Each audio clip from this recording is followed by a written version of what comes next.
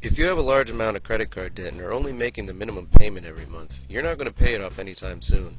In fact, if you only make minimum payments, it could be decades before you find yourself debt-free again.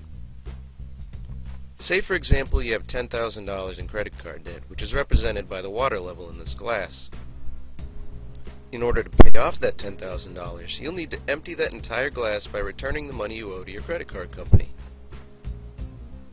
So every month you pour out a little water by making your minimum payment, which is on average around $142.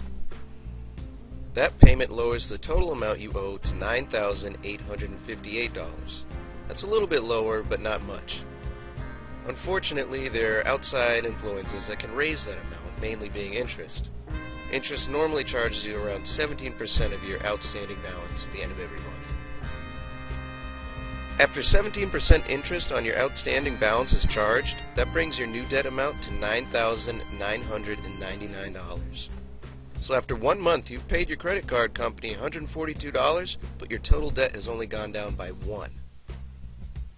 The next month, if you still only make the same minimum payment of $142, your debt will be down to $9,857.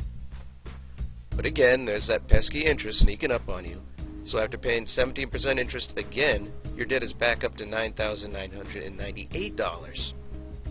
That means after paying your credit card company $284, your total debt has only gone down by $2. After a year of making that same minimum payment every month, you'll have paid your credit card company $1,846, but you'll still owe $9,995. That means it'll take you an entire year just to lower your debt by $5. And a year later, you've only lowered what you owe your credit card company by another $5. Eventually you'll see that if you took action to lower your debt, the money you're paying the credit card company could go towards things that you'd much rather have, like a used car, or a brand new car, or part of your child's college education, or even grad school.